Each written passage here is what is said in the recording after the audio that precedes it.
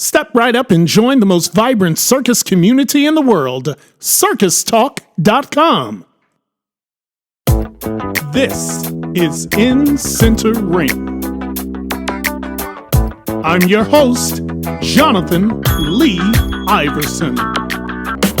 She has cultivated a legacy of performance art driven by a passion for service and a mission of joy. She now seeks to bring her vision of a bold new circus to children of all ages and abilities. In Center Ring presents Lisa B. Lewis. Speak to me about where this heart for missionary circus comes from. I can honestly say it is a part of every fiber of my being, going back as many generations as have been in this country. My family is, in Judaism, we have a thing called Tikkun Olam, which means to repair the world. And my family has always been very active in Hadassah, which is a women's service organization. My grandmother, I'm very proud of her, actually got an NAACP award for single-handedly integrating the campaign of Lyndon B. Johnson. Wow. Alva Shalom. So my aunts, everybody in my family has been very much a part of making the world a better place, leaving it better than you found it, making a difference, having it matter that you lived at all, that you make some contribution to the world for having taken your time upon it. I learned that from my friend and yours, the wonderful Jessica Hintoff. Absolutely. She's doing the same thing with her Circus Harmony. And, you know, I always see her and she doesn't tell you, but I light candles and bow down when I see her in person. Yes. Such projects, such programs, such missions are not easy to maintain. No. Nobody's getting rich. I know. Nobody's passing the offering plate around. You gotta have the. That's for darn sure. Let's see. When does my next UI check come? Hold on. I love it. But why the circus? Of all places, why the circus? You know, it's funny. I felt home. I've just, from the minute when I was a little kid, I grew up in Memphis. And there were two circuses that came through town, Ringling Brothers and the Shriners. And every year I could not miss a show. No matter what, I might drag my mother. I had fever, didn't matter. I would not miss a show. So fast forward a bunch of years to college. And one of my roommates says, Lisa, you are useless at juggling. Ringling's coming through town. Go audition. And I did. And I went to clown college in 1986. Oh God, now everybody knows I'm old. That's all right. I am. But I felt home. It just, with everybody I met, every person, the environment, I felt like I'd come home and I've never left. This is my world. You know, that's a commonality for a lot of us who ventured into this. However, we've come into it, whether we were born into it, whether we were the opportunity just presented itself in some odd way, or, you know, we just literally ran away with it, you know. It comes to that. I think it's either your home or it's not. Yeah. And, I think even more so now than ever. I had just posted on my wall today. I said, you know, now more than ever, I'd love a good long train run or something. I saw that this morning. I love that.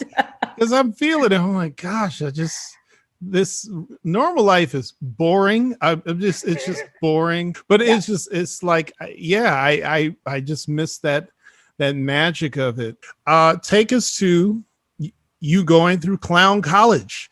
You know, what that experience was like. It was incredible. It was just the most intense. Anybody who's been there will tell you. Actually, somebody posted the other day a picture of my class, of my graduating class. And they said, here's to, I forget how he worded it, but something about the connection that you made going through that. Our best friends that we're all still friends. In fact, on my new program, our musical composer was in my class. Right. Peter Bufando was my class at Clown College. So we have quite an illustrious group. Indeed. Yeah. Pete is one of our most prolific musicians in the He's circus great. world. Yeah, he's great. He's wonderful. So we did that. And then one of the things I saw there when I was working with another wonderful clown that you know, Mr. Scott Linker, he was signing to a group of kids. And I watched their faces. And I couldn't sign back then. I knew nothing. I'm just a little kid in clown college. What I know. And I watched their faces. And these are teenagers. Teenagers don't usually come to the circus. But their faces lit up. And it was then that I realized the power of the circus and the power of the joy that we can bring to people, every people. And I went off and learned to sign. Wow. So now. That's amazing. And then I started working. I said, well, if I can work with the deaf, why not work with the blind? What do I have to do? How do I have to make this work for them? How do they need to perceive this in order to feel the humor and the joy? So I just figured it out. And then later in my life, I started working with different needs populations and more kids on the autism spectrum. And I got trained and just like, what do you got to do to make this joy accessible? And it's underserved, but it's also every served, because if you have everything in the world handed to you, you still need joy. And you need to be sitting next to somebody that has a different life experience, because otherwise you're going to think that this is the only way the world is. And this is not the only way the world is. The world is different depending on how you look at it and from what vantage point. So we need to sit next to each other and all share it.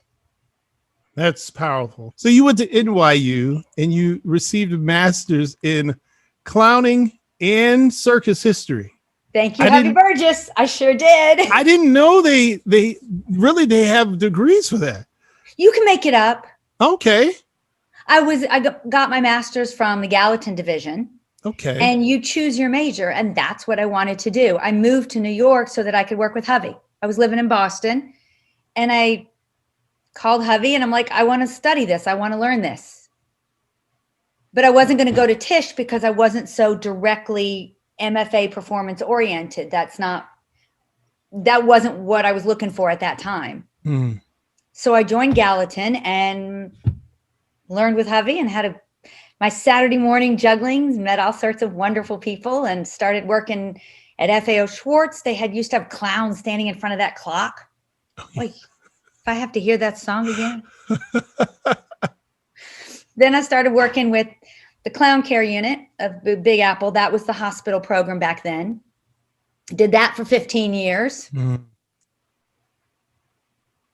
And then I started just volunteering with the program Circus of the Senses because I could sign and they needed clowns who could sign for the kids who were deaf coming in. And the more I did it, the more I just fell in love with their faces and watching them with Jenny Vidbell's horse. Right. That little horse, Frankie. Everything with Jenny Vidbell. That probably was me. She's amazing. I love her. She's wonderful. Very charming. Very charming. This is amazing. So you designed your degree program. So run us through the curriculum. So I did a lot of history, a lot of circus history. I took a couple of more sign language classes because I wanted to understand that.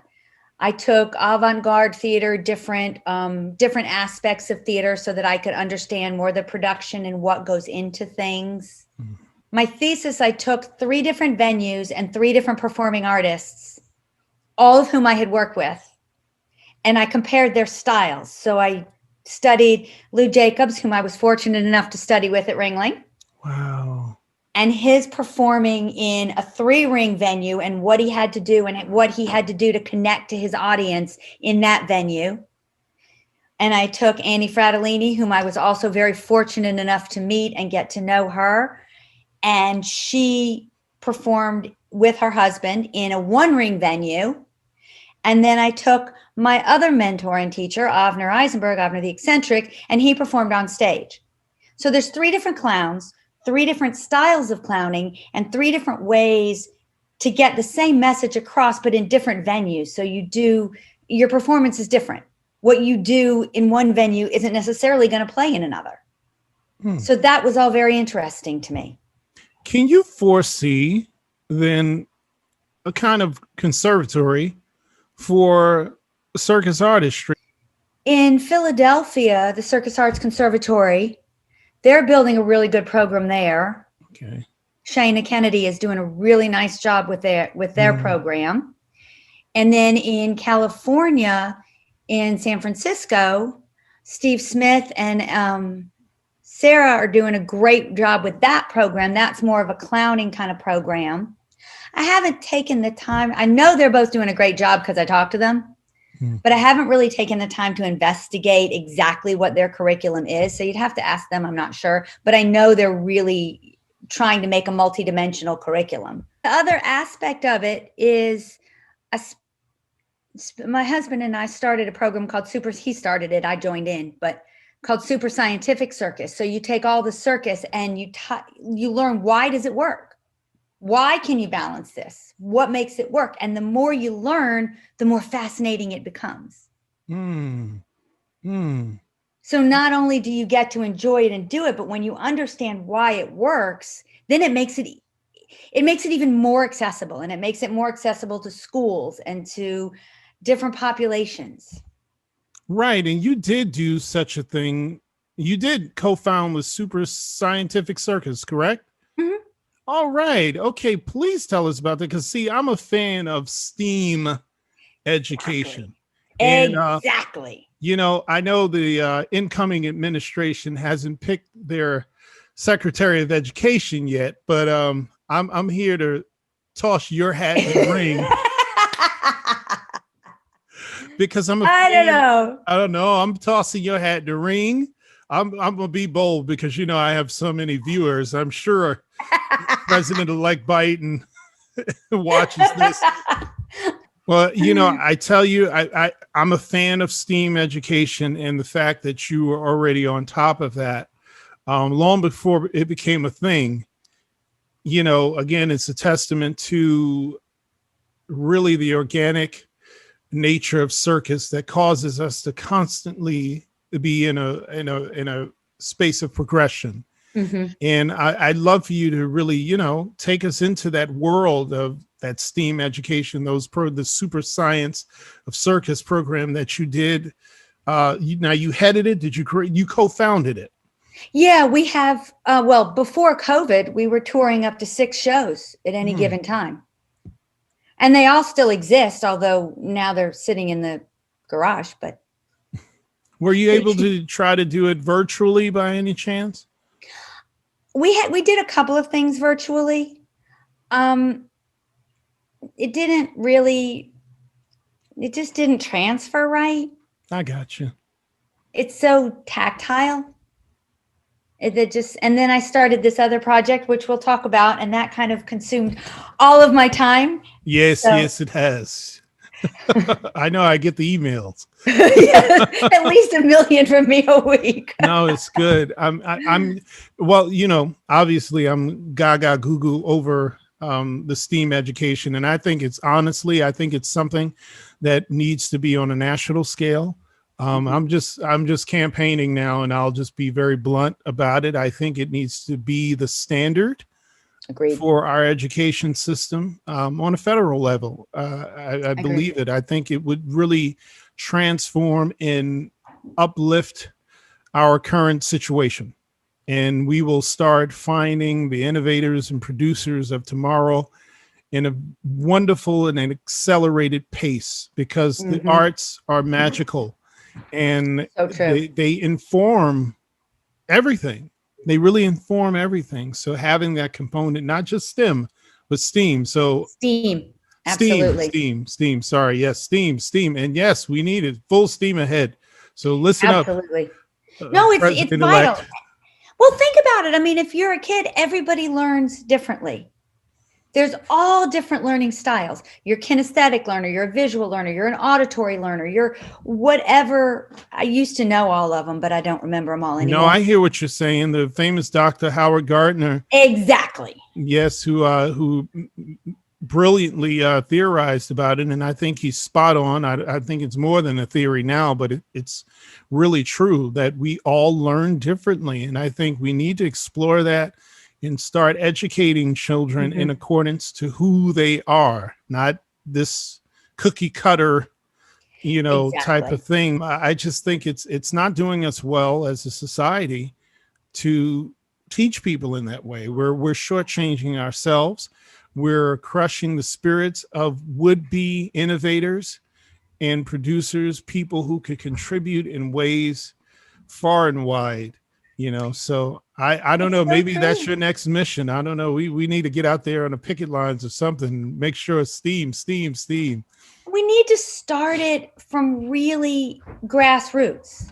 Where I was watching a curiosity stream with my husband the other day, and this really great mathematician said the really core is it, why are there people that are teaching math that are afraid of math and don't like it? Because now what they're teaching is, I hate math, as opposed to someone who genuinely loves it and is impassioned by it and can share the joy of the subject.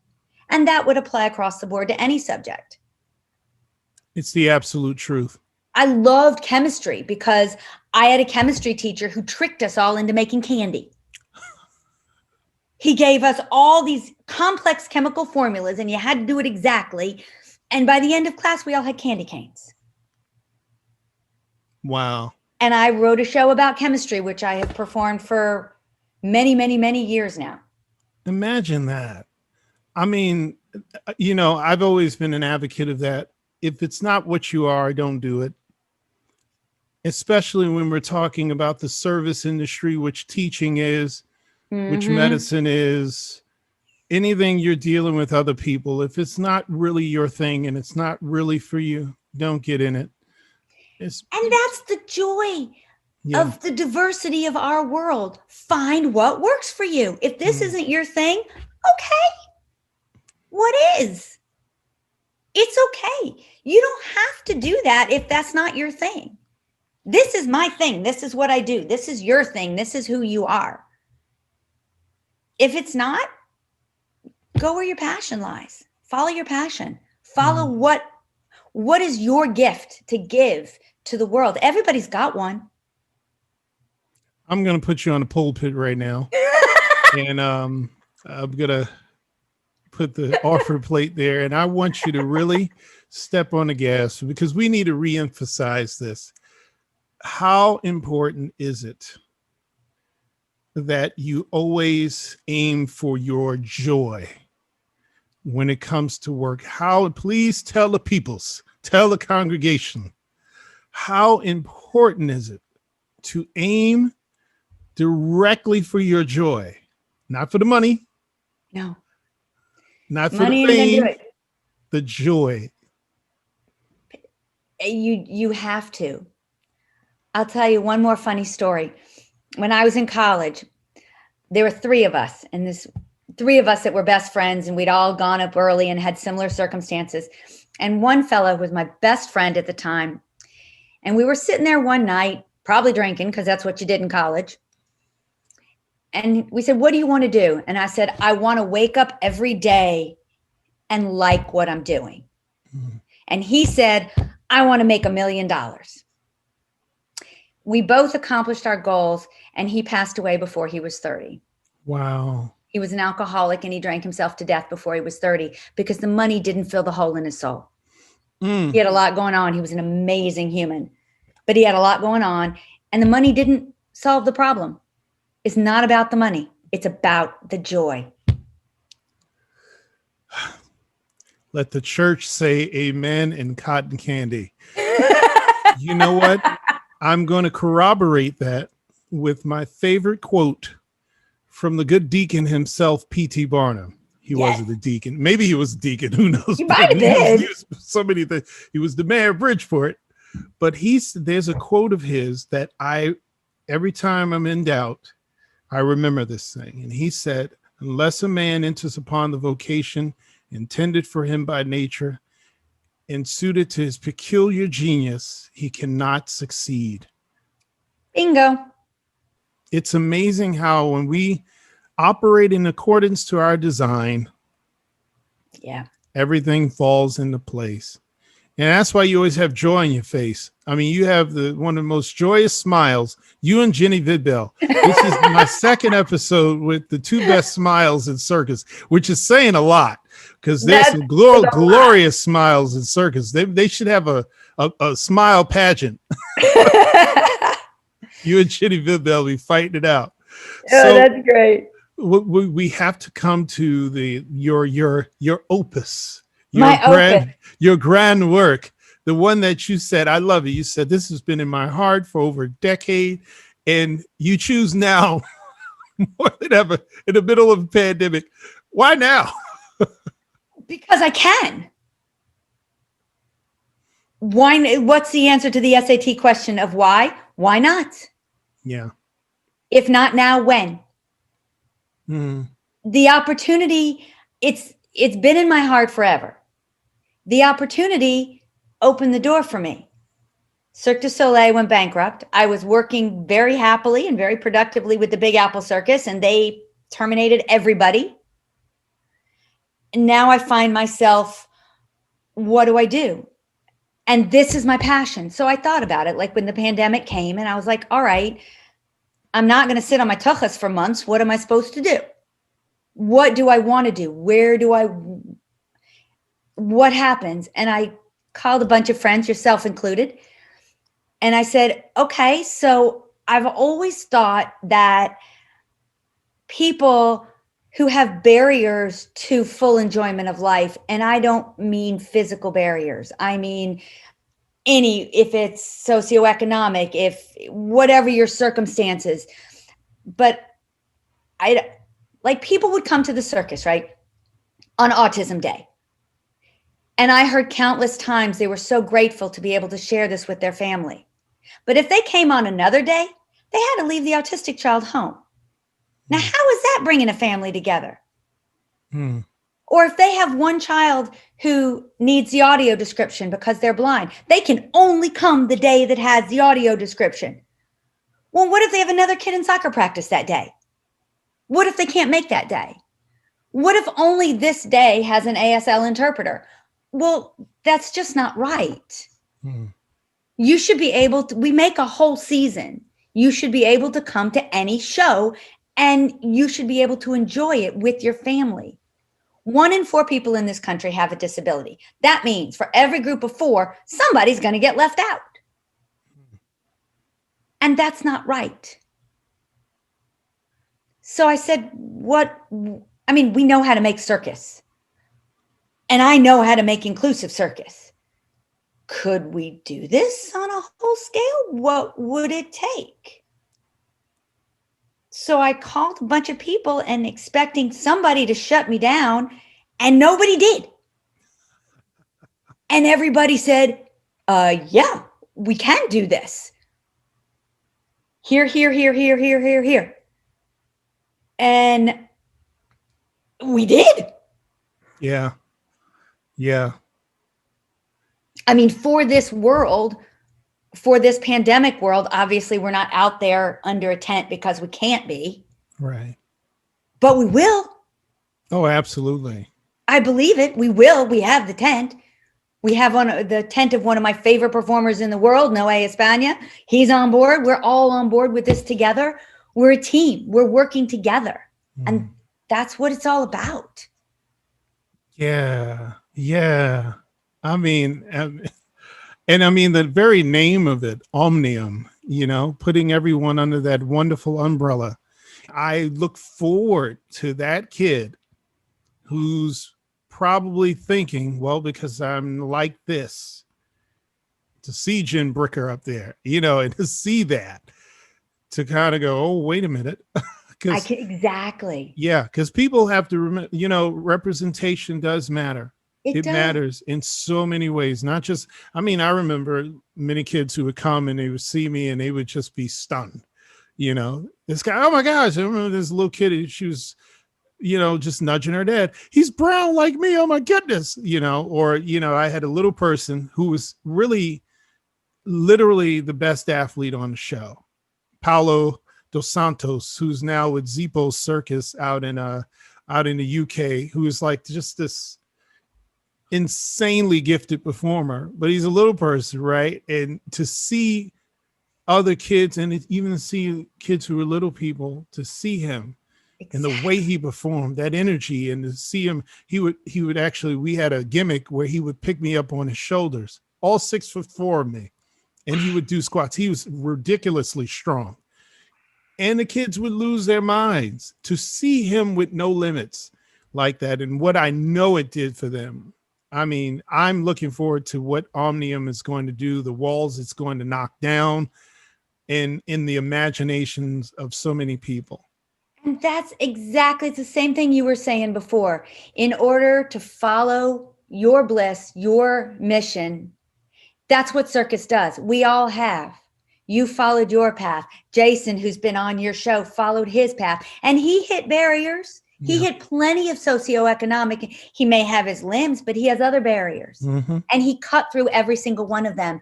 To sit next to people who have different stories than you, and both of you have someone to look up to. Mm-hmm. And you can look at their role model and they can look at your role model. And you both share together that which you have in common, which is an admiration for this brilliant performer in front of you. Wow. And that brings an audience together. And look at our world. What? We don't need that. Oh, the timing couldn't be better. We have to find a commonality. We have to find something we share. And my hope is that people will find it in Omnium. Oh, they will.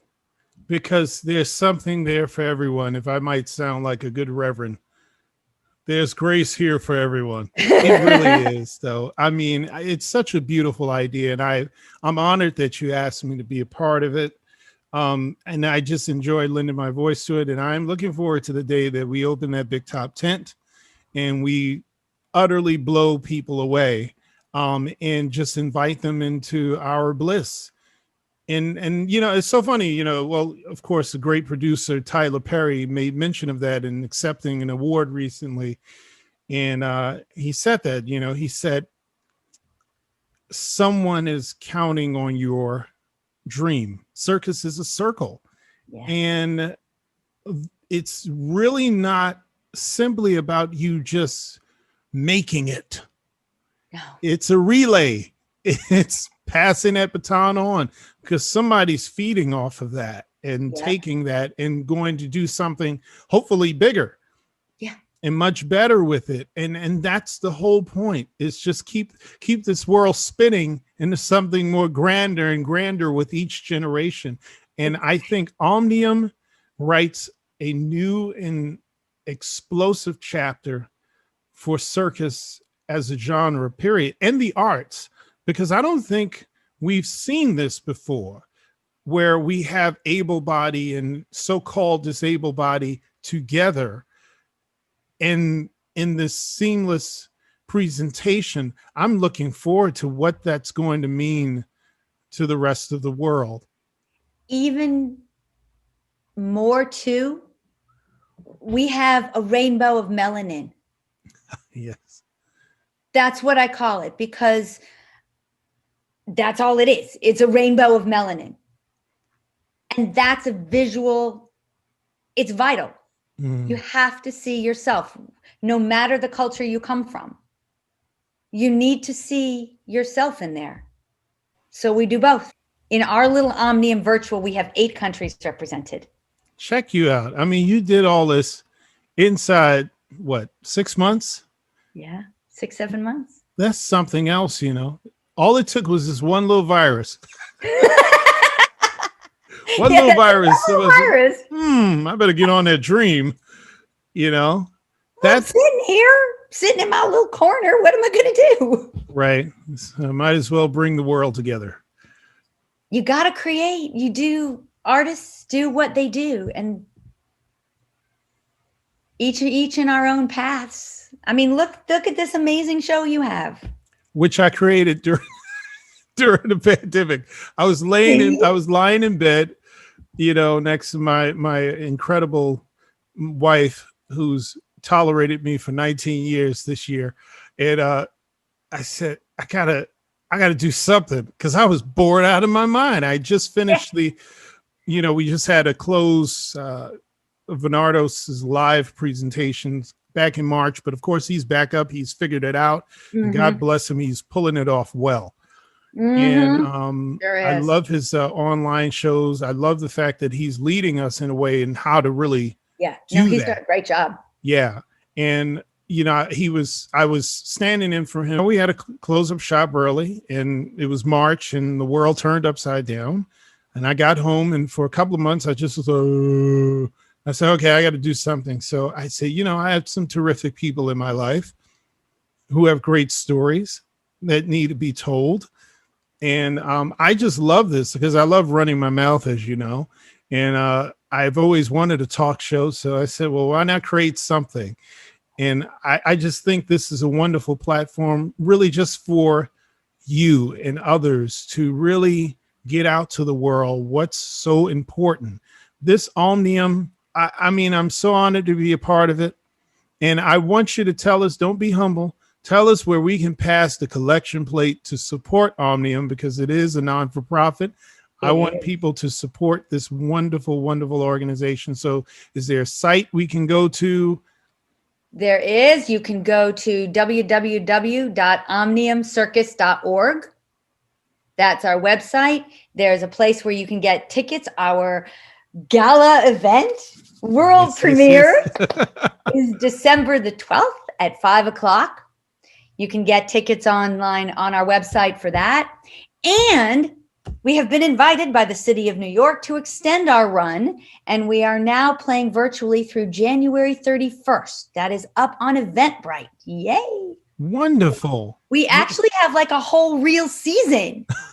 And on top of that, if you're with a school or an organization, we have a couple of schools already. We can live stream into a school program, and we have teaching artists that can do a Zoom session. Some are from Disability Unite. They have various and sundry bodies. Everybody has various and sundry bodies. But we have both trained circus performers and people who are trained teaching artists, whom we're teaching circus to. So we have a whole cadre of teaching artists as well that are available for schools, all accommodations, all the time. This is awesome. So if you're Perkins School for the Blind, we got you. Lexington School for the Deaf is already coming. They've got their reservation. I love it. And if you're a company and you want to book this for your event, we got that too, because we all have to help each other. And if you're a corporation and you have the wherewithal to do something wonderful for your people, I'm sure that somebody in that company has some different ability. 1 in 4, it's bound to. So let's honor all your people, every access for everybody all the time. Even virtual. There she is, ladies and gentlemen. The good Omnium.org, omniumcircus.org. I love it. Omniumcircus.org. The mission. She is Joy. Sister. I'm going to call you Sister. Sister. The mission of joy. I love it. That's right. The mission of joy. That's exactly what this is. And I mean, look, you do it well, you wear it well. That smile, I tell you, you and Jenny Vidbell are going to get me in a lot of trouble. But I tell you, this is it. I love it so much. She is Sister Lisa B. Lewis.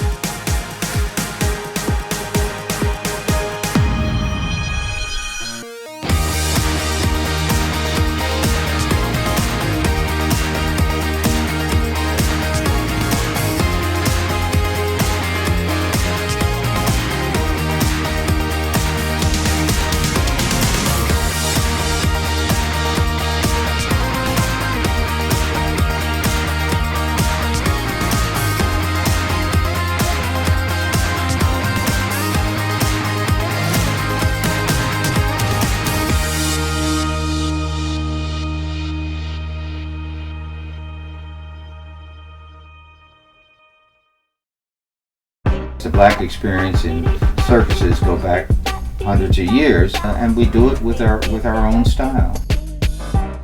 The circus has been a microcosm of the outside world. Many of the same prejudices that you see in the outside world are present in the circus. So it's moving past the vision or the limited vision that the society has for you and stepping into the talent and skill that you know you have to go forward as a performer.